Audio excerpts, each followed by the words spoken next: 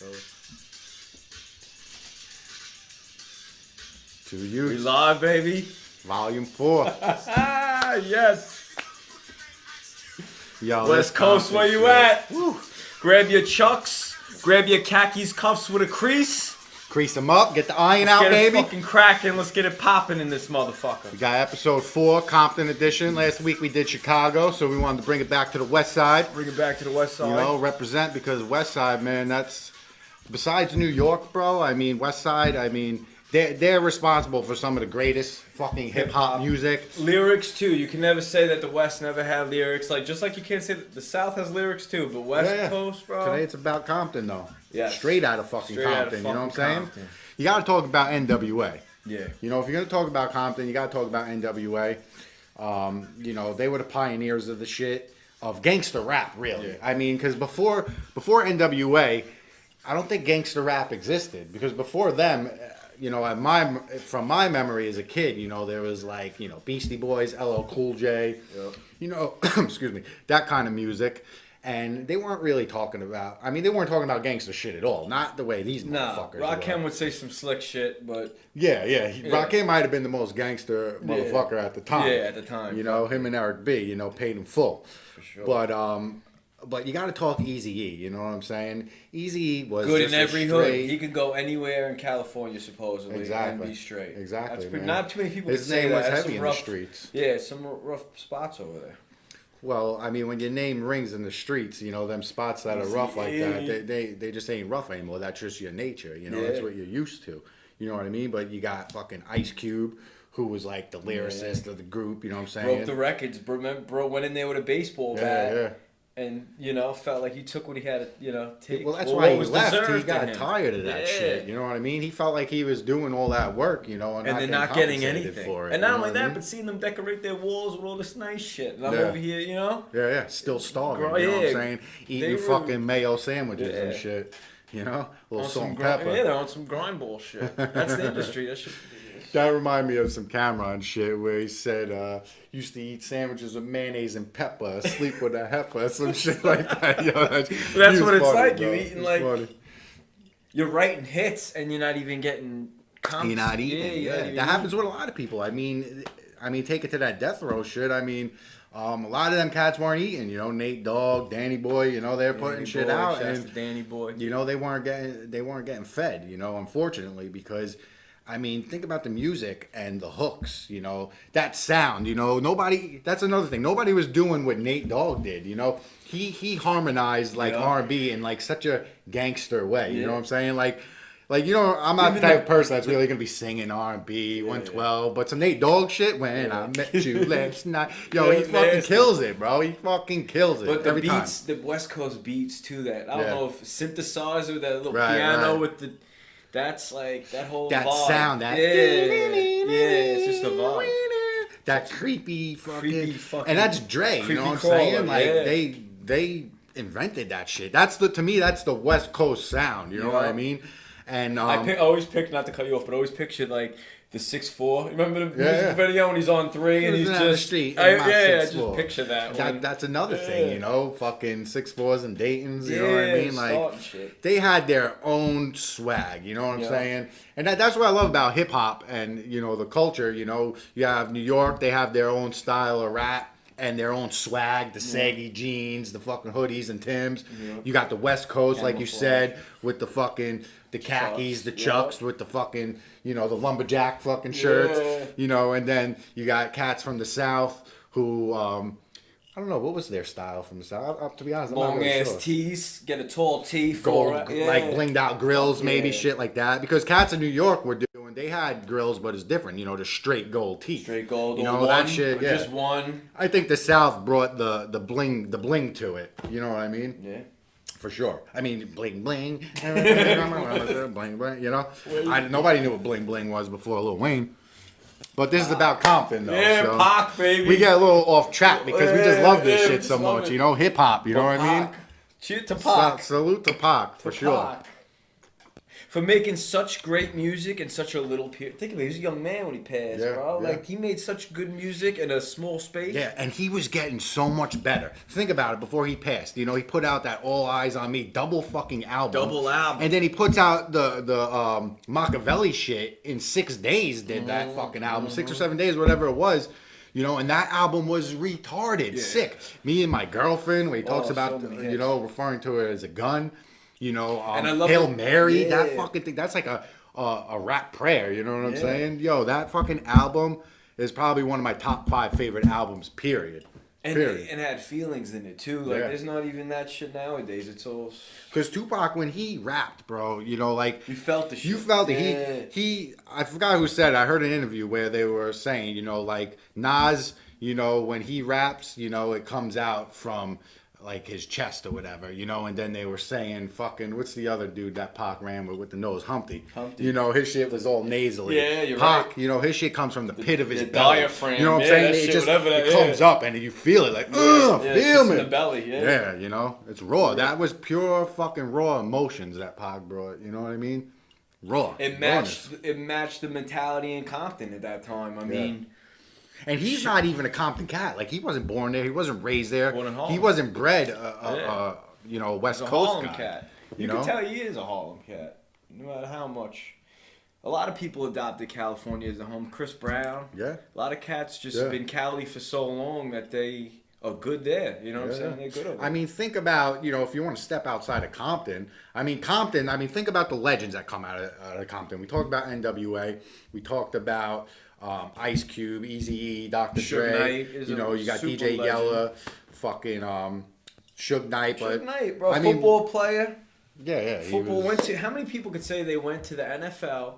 Plus, they had a huge career in, you know, having a record label, one of the biggest record labels in hip hop. Yeah, man. He's definitely a success story, and he's also legend. A legend. He's also, unfortunately, a failure story too because of how it ended. You know, I mean, like for instance, I mean, he's sitting in jail today. You know, I mean, it's horrible. It sucks. You know, nobody. Yeah, of course not. You know, but you know, to me, I believe in life. You do dirt, you're gonna fucking end up in dirt. Yeah. You know, you do dirt, you end up in the fucking mud. Well, what a career! Drowned. I mean, he starts out with Bobby Brown, being the bodyguard for Bobby Brown. Right. Okay. You know, then he goes. He was just everything. Then he bailed Tupac out of jail. Right. You know, Tupac did I think 9 months or whatever, and he went and got Tupac out of jail and did California Love. They just he put out. I mean, let's think. Deathrow's the album. Let's think about all the artists that they have. I mean, you got Snoop Dogg. You got Snoop. All right, his first fucking Deep album, cover, bro. The song "Deep Cover," bro. Deep Cover is amazing with Dre and Snoop. But Snoop's first album sold, what is it, like fucking over 10 million records? I mean, think of all the cake Suge Knight made off of that. You know what I mean? And that shit held the record until 50 came out and, you know, fucking smashed that. But you got Snoop, all right? You got Nate Dogg. You got Corrupt and Daz from the Dog Pound. Yep. That album was retarded also. Yes. Okay? You got... Well, I was gonna say Coolio's from Compton, you know. I didn't know that. That's awesome. Right on. That is awesome. Shout outs to Coolio. Because Coolio, he had hits too when he came out, you know. But he wasn't a death row guy. You got Danny Boy, MC Hammer was on the death row. I mean, come on, MC Hammer. Lisa Left Eye Lopez was on. She was on death row. She's my favorite. Her verse in Scrubs, she reminded me a lot like Pac when she spit because she would take the end of the verse and like go right into the hook. Yeah. And that's something that Pac would do and was nasty at. Yeah. Lisa Left Eye Lopez had that that's too. What I liked about really she could spit. She was, well, that's the thing. She was like the rapper she had in TLC. Yeah, you know, you had the other two chicks that were like, they had them harmonizing voice, and then she came out with the yo. And she was nasty. She was on. She was good. She had a track on Method Man's second album, Tikal 2000. I forget the name of the song. But it's fire, bro. She features them on there. It's just retarded. Yeah, she can go. She can go. I don't remember if you remember it, but I forget what it's called. I don't know. It's a shame how the gang life between the Pyrus and the Southside Crips ruined Pac. It ruined a lot of different shit. It's unfortunate that he let himself get caught up in that shit, though. You know what I mean? Because that. L.A., incident out there in Vegas, that shit in Vegas where he got killed. I mean, it was all because of gang shit that he had no business being involved. He shouldn't have, they jumped that dude, right? Yeah. Orlando Anderson, shout out to Officer Vlad for covering everything. Officer Vlad, rap phenomenon, he's putting a lot of energy into this, and he pretty much solved it and did a lot of information on Death Row. They found out a lot of stuff. They've been covering it a lot on TV. You've been seeing it a lot too. What was the show we were talking about? Oh, on BET. The Chronicles. Death Row Chronicles. Yeah. They break down the whole everything that happened, and it's a shame because it's like the mafia. It's like the Italian mafia. You have families, I know on Orlando Anderson's side, you got BG Knockout and a couple other cats on there. They're all families. They're all sisters are married to who, and they're all right. Then you got the Pyrus, Bontree, all them cats, Heron, and their families are intertwined. Mm-hmm. So it's like all two families going. It never ends up good. When revenge happens and you start taking brothers out and uncles and loved ones, and shit gets all fucked up. And everyone likes to, say like loyalty, is the first thing, loyalty and respect. But when you live in gang life, I don't give a fuck. There's no such thing as loyalty and respect. All you give a fuck about is your own self, your own growth, your own prosperity. Look, that's all you care about. We lost 2 people, which Orlando Anderson was extremely loved in the neighborhood all over. And then we lost Tupac. So you lost 2 cats equally that are worth, something. Orlando Anderson was a very special cat. And we lost Biggie to that shit, too. We lost Biggie to that shit, too. I mean, that's another unsolved mystery, but come on now. If Pac didn't get killed, I think Biggie probably would have still been alive, I think that was... that whole thing was the whole black cloud over the whole Exactly. thing. I mean, however it happened, I think maybe somebody was pissed that Pac got killed, and they have thought that the shit that happened in New York the years before, where Pac got jumped, and he was blaming it on Biggie and everything. You know what I'm saying? That has to do with it also. You know what I mean? It definitely has to do with it. But speaking, back to the music thing, I got stuck with him. Suge Knight, back to Suge, because Suge is the most. A lot of people hate him for a lot of shit he did, but let me tell you something. There was a lot of stuff online on how he helped a lot of people out. Look, he got a lot of people out of contracts that were really getting jerked. Right. He went and got them and solved all that. I think he got Dre out of a contract. Well, he got Dre Pac out of jail. Out of the Ruthless contract. Yeah, he got Pac. And them. Okay. I mean, that's how their whole beef started, pretty much, because Dre left, started Deathrow with Suge. And then that kind of caused the beef with Eazy-E and Dre. And I remember being a kid. You remember like Dre Day, the music video? I don't know if you remember, but I remember it. They had Ezel. You remember Ezel from Friday? Yeah. He was playing Eazy-E in the music video, and they had him out on the sidewalk holding the sign, "We'll rap for food" and shit. And they used to go back and forth, little petty shit like that. But at least, after all the bullshit cleared out and Eazy-E was on his deathbed, at least Dre and him got to squash that shit before he passed and make peace with it. You know what I mean? Because that's good. I mean, think about it. You guys are best friends, probably. But I remember that scene, and he had the Bone Thugs and Harmony tape. Yeah. So it's like Bone Thugs was involved. Yo, it's like Eazy so brought much Bone Thugs to the table. I mean, that's what I'm saying. Yeah. Think of the influence that just the West Coast brought. I mean, they also brought Bone Thugs. Bone Thugs were fucking so gangster. They have that one track with fucking California, right? Montel Jordan, yeah. I'm not sure how much he was affiliated with Deathrow or what. I mean, I'm not really sure. I mean, I just knew he had some good tracks, Montel. That was really it. But what were you talking about before I cut you off? Well, I was just saying, Bone Thugs. I was talking about Thug Love, I think was the name of the song, with Tupac and Bone Thugs. I forgot what it was. Crossroads always sticks out to me when I think of Bone Thugs. I mean, that's just... Yeah, that's the... This is a jam. Anybody who... But Bone and Biggie. Just Bone that shit, bro. Man, play that in the car, just cruise. That's what I'm saying. Bro. Not many people got to make music with Tupac and Biggie. Yeah, you got Bone Thugs, Big L, Deadly Combination, Tupac and Biggie.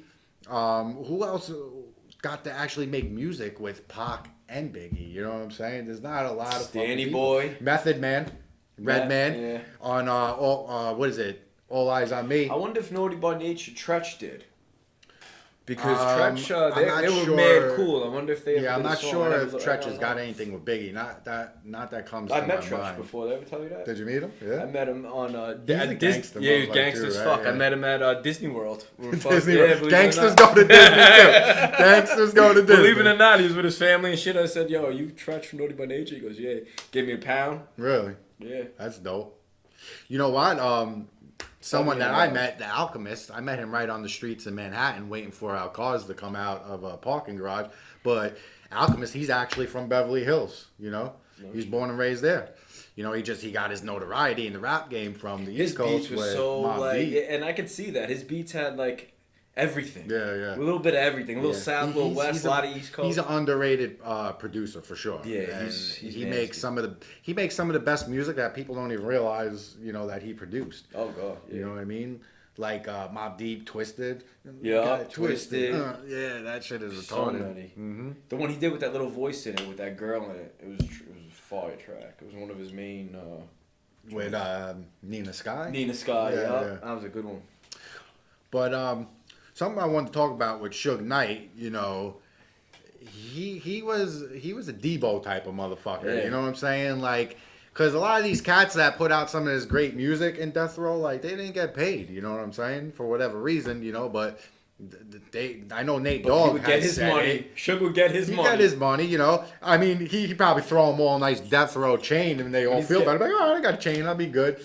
But, I mean, think about the situation with Vanilla Ice. You know what I'm saying? You got to talk about that because to me it's fucking hilarious. You know what I'm saying?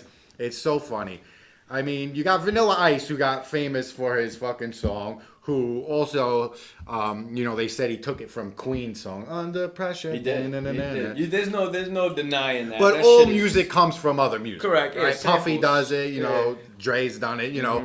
They just take something that's great and they make it great in their own way. Yep. You know what I'm saying? Sampling. So, you know, allegedly, you know, Suge Knight fucking, you know, hung Vanilla Ice out the, you know, whatever, 15th floor of a hotel or whatever, and, you know, took points from him. What was that conversation like? That's what I'm saying. Like, imagine that, you know. So you got Vanilla Ice. He's, you know, got the lines in his head, poser as fuck, MC Hammer looking, you know, Rob fucking Van Winkle, his name is, you know.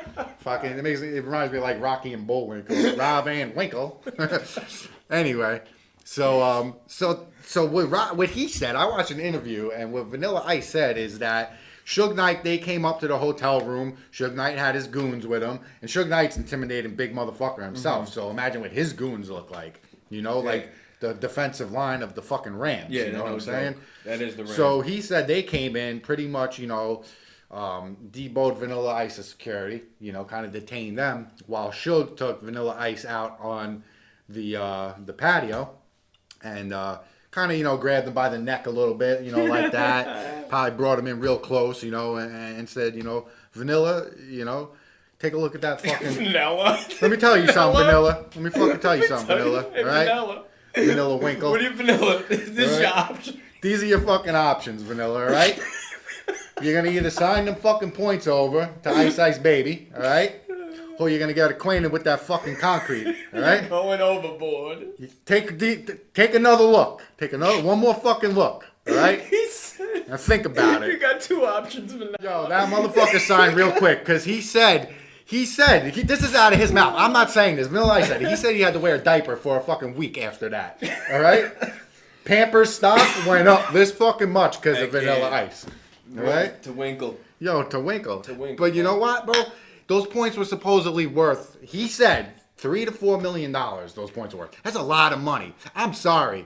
I'm willing to die for $3 to $4 million. I'll fucking kick you in the nuts and run if I gotta. You know, or whatever. But you know, $3-4 million. You're just gonna sign over like that. Here you go, Suge. Like, I don't know, man. You got to put up a little more than a fight. He said that Suge kept like popping up at different spots where he was at, and then he said, like, yo, this is weird. Like, he keeps knowing where I'm at. You know what I'm saying? Suge Knight, man. You should have been a little more on point then. Yeah, Suge Knight, bro. A lot of people ask for it for him, too. Like, a lot of people put them. It's like the mob. You put yourself in the position to deal with somebody like that. Like you know how he gets down. Yeah. You deserve everything that comes with that. It's true. Straight up. It's true. You know, like you ask for this protection, all right. Or you ask for money. There was people that asked for him for money because they're losing their house. Right. Yeah. So yeah, he'll give you the money, but you got to pay him back, or shit's gonna go left. You know, fuck you, pay me. Yeah. You know what I'm saying? Oh, what? You're not selling that many steaks this week? Fuck you, pay me.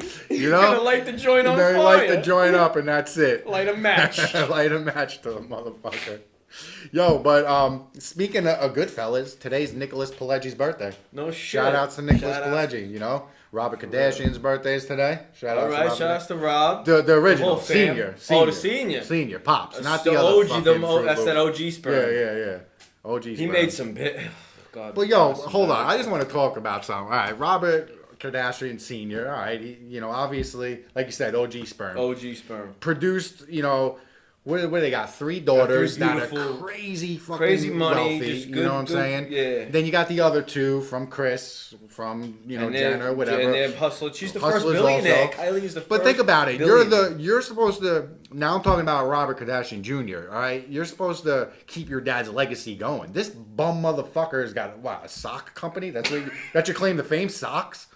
Like, my girl watched every episode of The Kardashians, and I've seen a lot of them, all right? And he had the opportunity, like his sister Courtney gave him the opportunity to link up with some company. I forgot what it was, but he's got the world at his fucking hands. If I was a fucking Kardashian and I had all them opportunities, I'm sorry, bro. I would keep my dad's name alive and I'd be doing my fucking thing. And he's not doing him justice. And you know what? He is a good kid. He's a good person. I shouldn't say a kid. He's a good cat.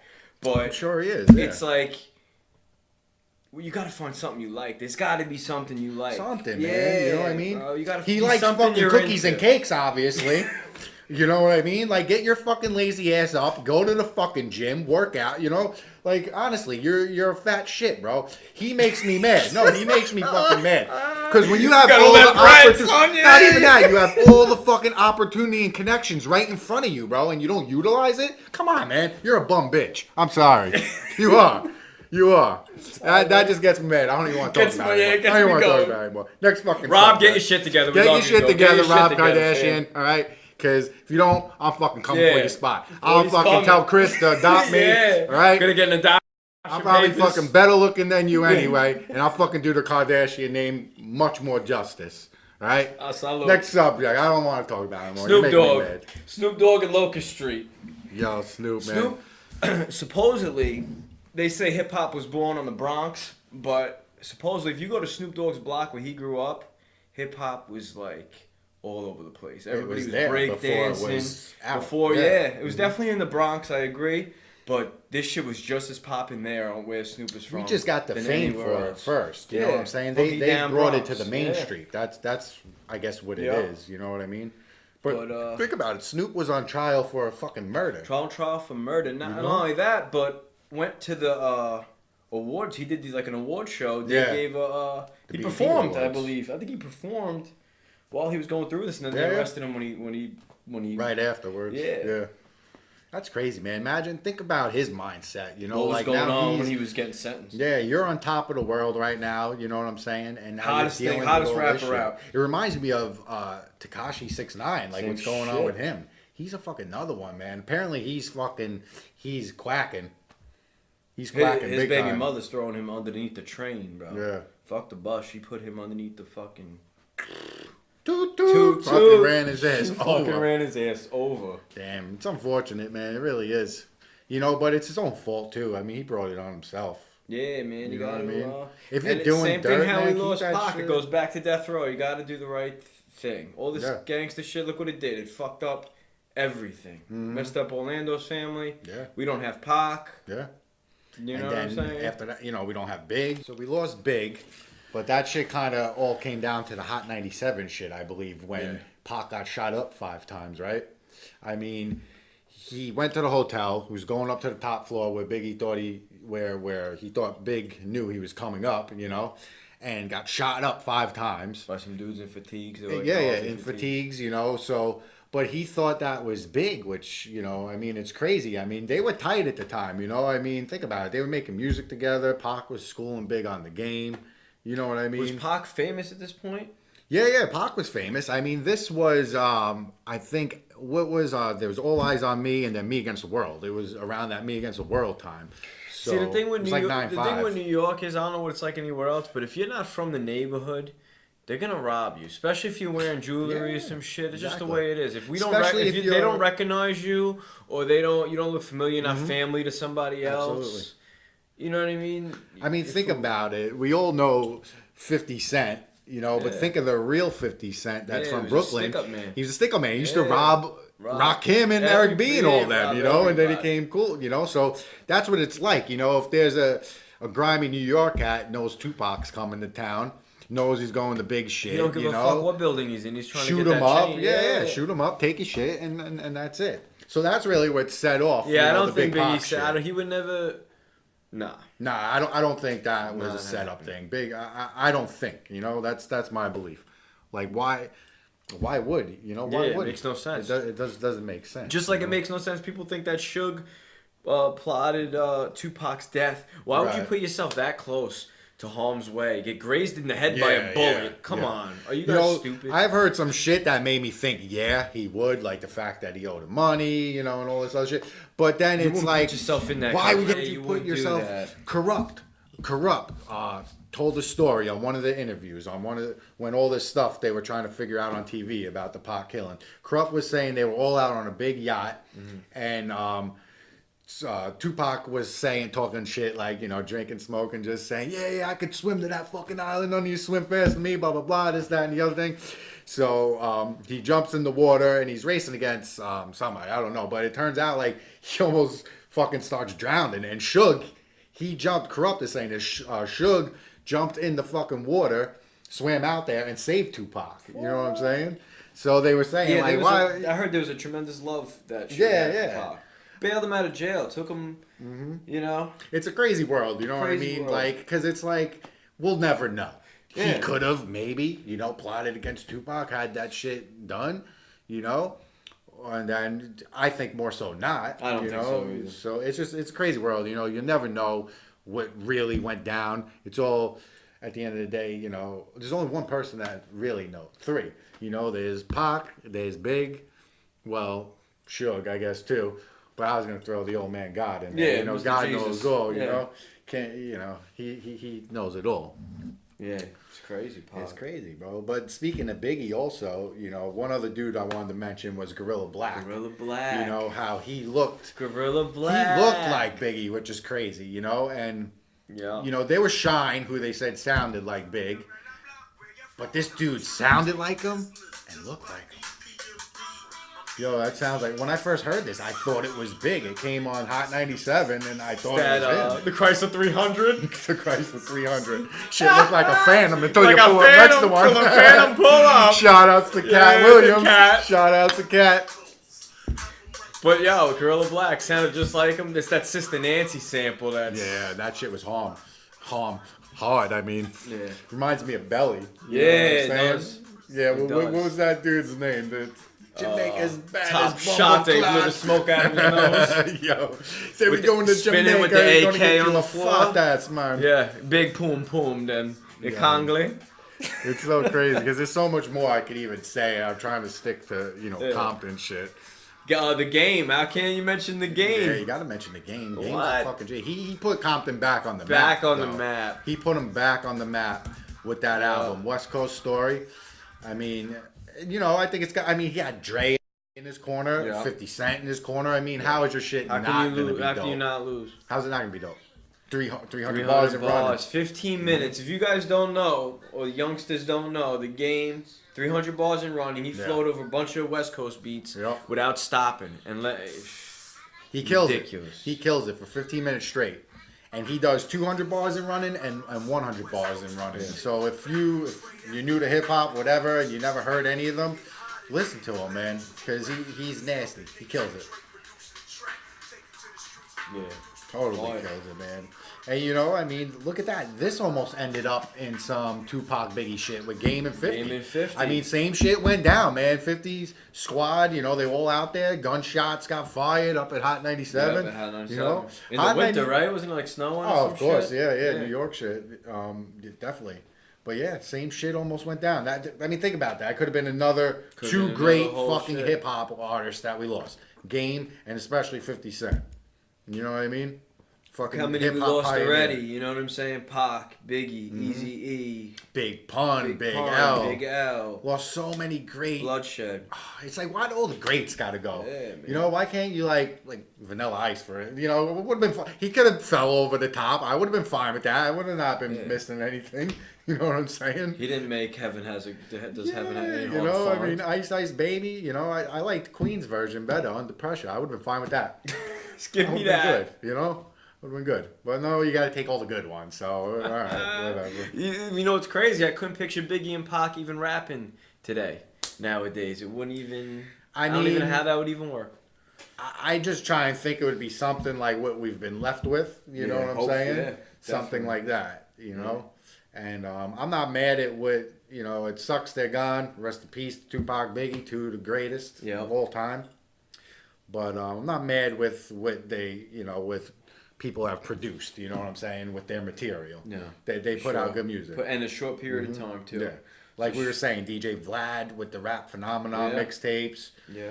All that. They put out, what was Tupac's, they put out another double LP, Deathrow, after he died, where they got Heaven's Got a Ghetto. I wonder if Heaven's Got a Ghetto.